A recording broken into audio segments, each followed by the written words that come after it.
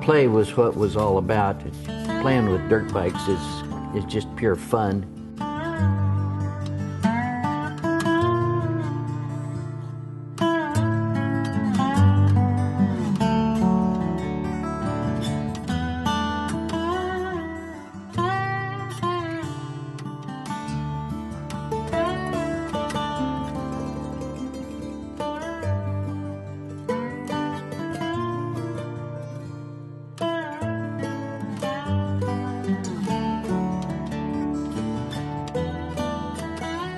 I'm Terrell Hart, a longtime member of the MRA, and I'd like to introduce George Flanagan, a dirt biking buddy of mine for 50 years. Yeah, more than that, I'm afraid.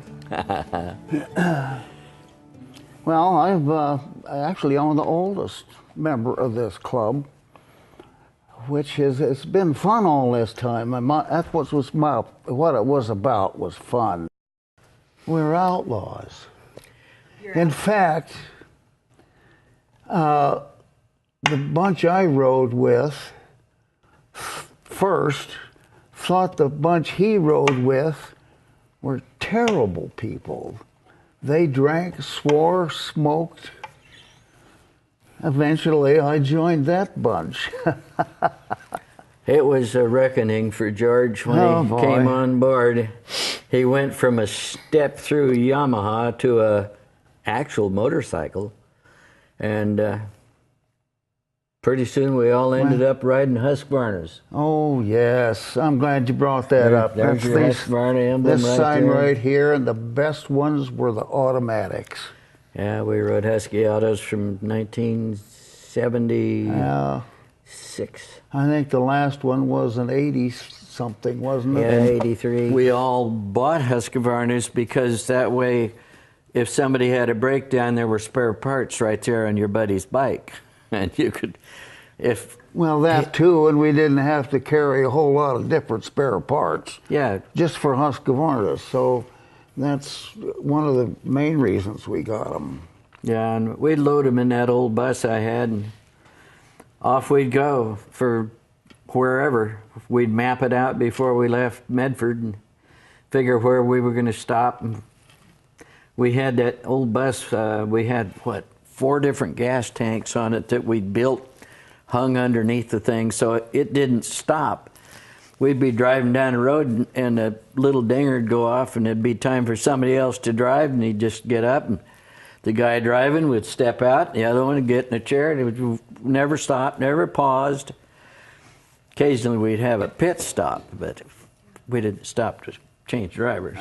Yeah, I believe one of the times that I was riding, I put it sideways, and I don't remember that. Oh man, this is up by Crater Lake. There's a bridge up there that ices up in the winter time, and George was driving, and he's coming down that hill, and we're all kind of in alarm, like he's going pretty damn fast, and we went across that bridge sideways. Oh, Lord. It scared me, too. Well, everybody was scared. Anyway, of course, the bus being nimble, we just pulled on out of that and went on over the hill. Yeah, there were spots in that bus. If you looked down on the floor, you could see the road go by underneath. So. Well, it wasn't a brand new bus. No, it wasn't, but it sufficed. The most fun we had was about 4 of us would go riding every Wednesday, regardless of whether it was raining or whether it was too dusty or anything. We did that for probably 2 years. Didn't matter if somebody was getting married or having a child, we went riding up on this hill. And that's one of the fondest memories I have of this club. Well, I can remember we not only rode every Wednesday, but we worked on maybe every other weekend up on the hill, clearing trails or digging dirt out, making places to play. Play was what was all about. Playing with dirt bikes is just pure fun. We enjoyed ourselves thoroughly. We traveled, the group that George is mentioning, we traveled all over from Montana to southern Nevada, Utah. We traveled all over the West with our dirt bikes and enjoyed ourselves thoroughly. Had a good time. Well, I think between the two of us, we've ruined about 50 sagebrushes, about, I don't know, a whole lot of trees up on Timber Mountain. And I've picked him up off the dirt quite a lot, and vice versa.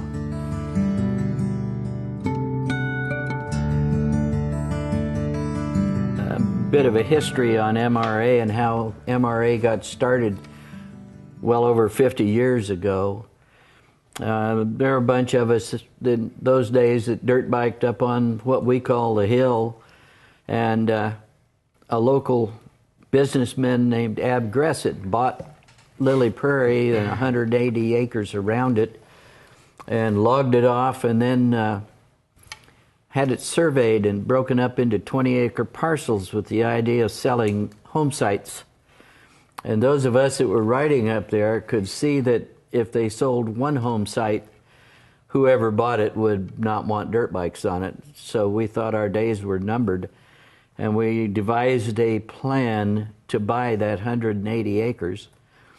The asking price was $36,000, which in those days was quite a sizable amount. And we put our heads together. We didn't have enough for a down payment. Hell, we didn't have anything. We just put together ideas. And a group of enthusiasts, some of whom rode and some of whom just were in the industry, put together enough money to put a down payment and buy the property from Ab Gressett.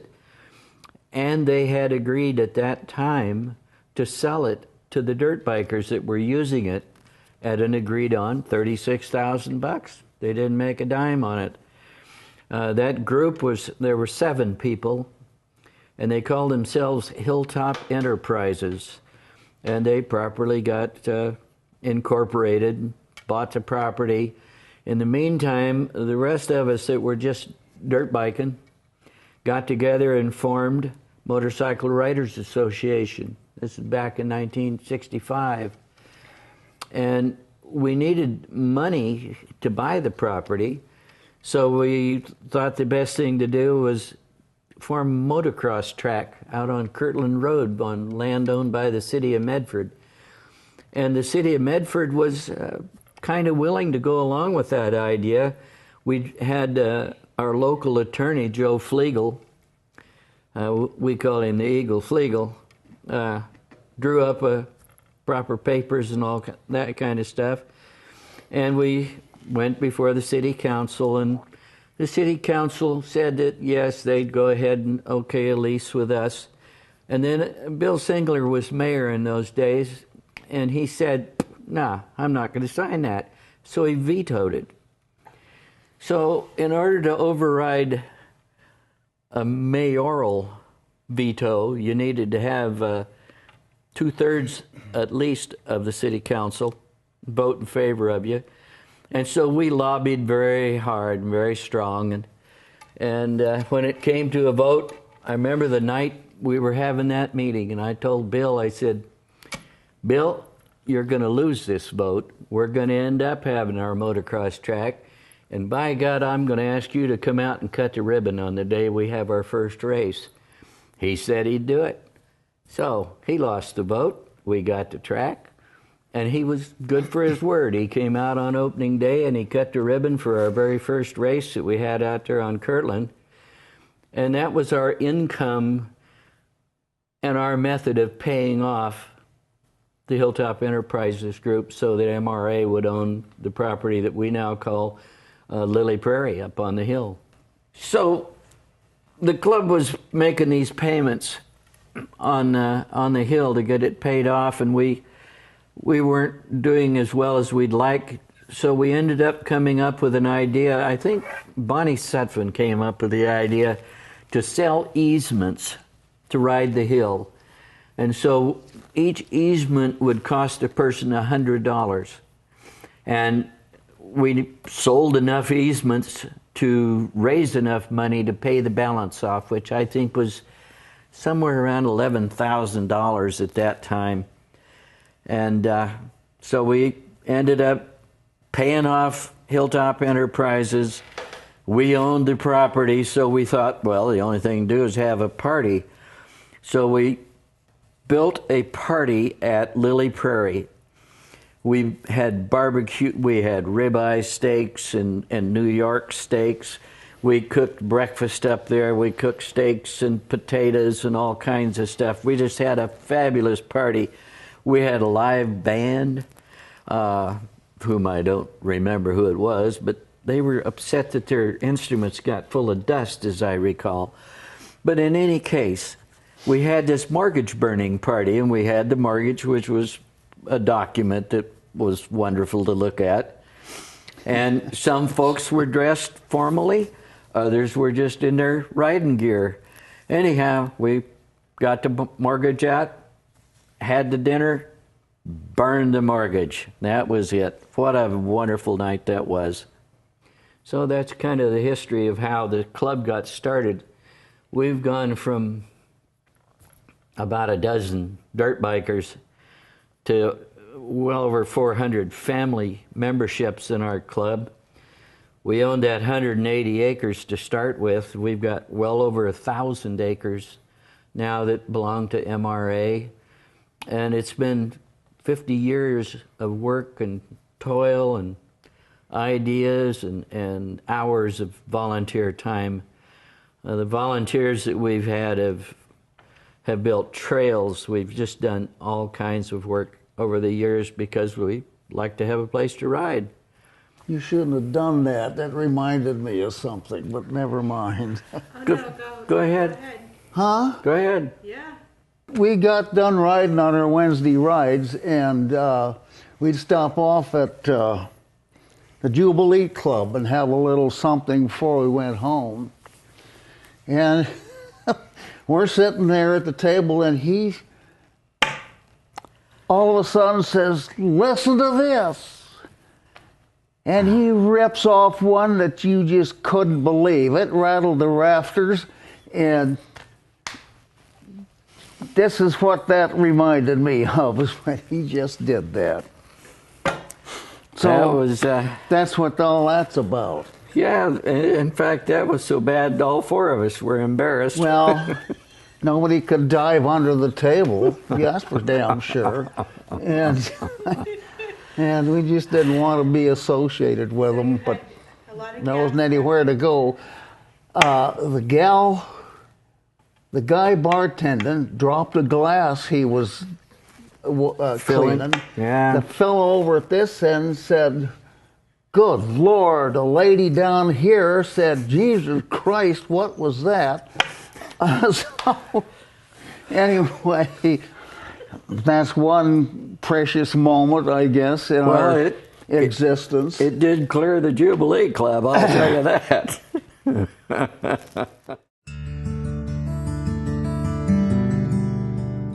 We came up with he drank brandy. I drank peppermint schnapps. Bernie Young drank Yukon Jack. God help him. Huh? Never mind. Well, we decided we would combine this stuff into something.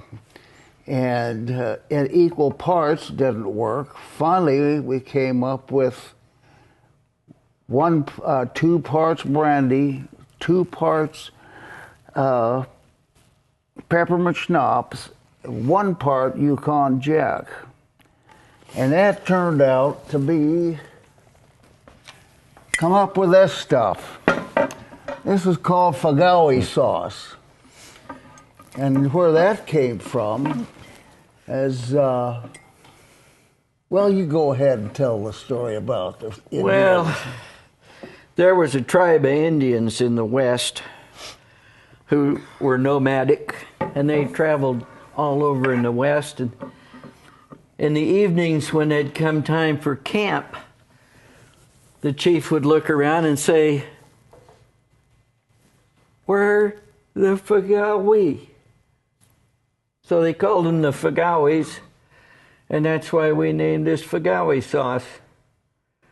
It's the original Flanagan recipe, which he just gave you, and it's got all of those wonderful things. Of course, you see it's sealed, and the taxes were paid when we bought the stuff. So I guess it's all. I didn't know anything about taxes. Well, we just made this in bulk and drank it. We went into Burns, Oregon one day because we'd run out of groceries in the bus, and we went into the Safeway store, and we bought 7 cases of beer and a head of lettuce.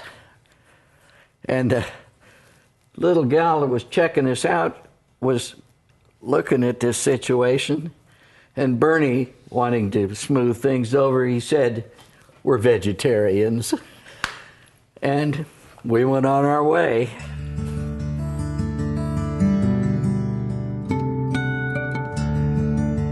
Well, back in those days, there were automobile poker runs being run here and there, and we just kind of adopted it to the hill and set it up. The basics is that you have a card that you carry with you, that you draw a card at a checkpoint. You'd have 5 checkpoints, so you'd have 5 cards to make a poker hand, and the highest poker hand would win.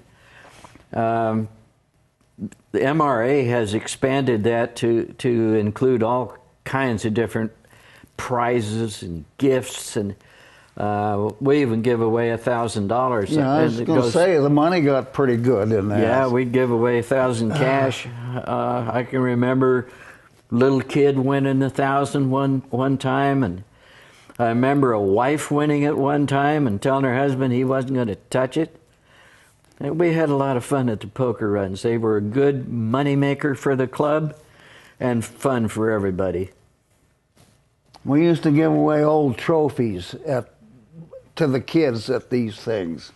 And this one little kid had won. What was it that he'd won? Oh, the $300. Oh, okay. He wanted the trophy. And his old man is over in the corner, says, "No, take the money, take the money." Well, he got the trophy anyway. That's what he took. Hey, it was his winning. Now, back in the day, to make money, the club would invent events that we could have that would be fun to do and things. And one of the most popular with some of the guys was jockstrap races. A team race. It's a team race. It took 2 people to be each on a team, and one of them would put on a jockstrap, properly fitted, of course, and he'd have to run 1 lap, and the laps were anywhere from 5 to 10 miles. That's a pretty good sized lap.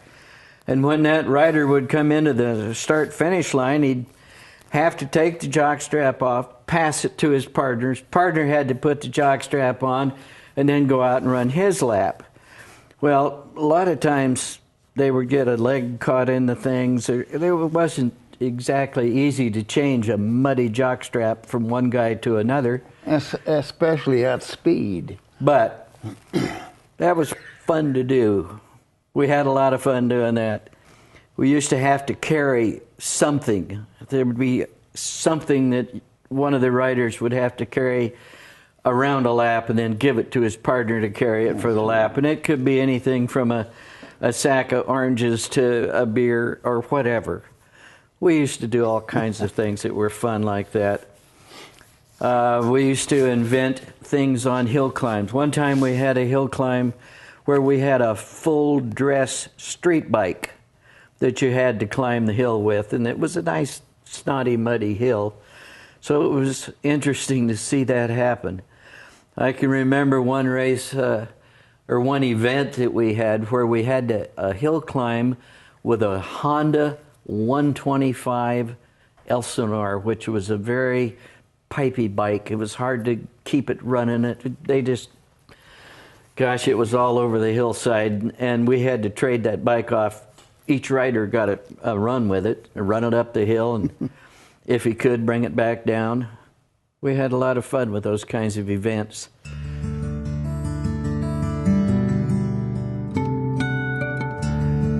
So people that have had a big influence on us. It all starts with the president of the club, an elected official, sometimes railroaded into the position, and others voluntarily going to that position. But Dave Lexow had a huge impact on the club, and his vision was something that we worked at pretty hard. Will Heiselbeard had a different vision, and we worked on his vision quite a bit. Right now we've got Jack Leroy, and Jack has a different vision than any of the presidents before him. And we're working on his visions for the future right now. And you can just go back through the various presidents we've had, way back to the days of Dale Osborne, Danny Ginther, Don Fallgreen. George was president once, or twice maybe. I don't think so. I don't think you'd let me do it again. Bernie Young, a lot of different guys who have had an influence on where the club would go from the vision that they had in their mind of what it was. I think the legacy of our club I think the club is now, 57 years old, and I think it'll probably be around if we can keep the young people involved. That's something we've always needed, is young people to get involved and step up and take on some responsibility and move the club forward. I was real pleased at this last event we had that Matt Jensen came up. He went in, he made an A course, he went out, laid it out, brushed it, cleared it, and made it writable. It's nice to have young people like that step up and do the job that we've been doing for 50 years. It's the future of the club is the young people. Yeah, and sure is. So often the young people, my perception of them is they just want to go play. And they do, and they go play. But they don't realize that someone before them had made that trail, or cleared that trail, or got the eye pickers off so they could ride through without problems. Someone has to pick up that slack, and we really need to get some young people together. Maybe we've tried all kinds of things, youth corps, and we just haven't been able to figure out what we need to do to get those young people involved in actually doing the work other than just to play.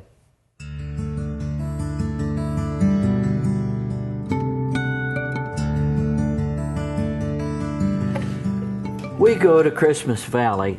Well, we went very often back in those days. And George was out chasing a bunny, for want of a better name. It was a jackrabbit, actually, but it was a bunny, what we always called them, bunnies. And he crashed by almost hitting Ron Maddox's bike. Oh, yeah, I remember that. And down he goes. I remember being told about it. I just stuck my ass off. Anyway, when we get George back to his feet and he's wandering around looking like he's trying to find something to drink, and all he wanted to know was, what happened? What happened? He must have asked that 1,000 times that day, and I had to take him home. And we're driving in the truck, and he's going, what happened? And I stopped. All the way to Medford. I stopped, and I told him, I said, George, you ask me one more time, you're going out that door, and you could damn well walk home. And he said, oh, I won't ask. We hadn't gone a quarter of a mile, and he says, what happened? Oh, man. I think that there's effects of that today, I think.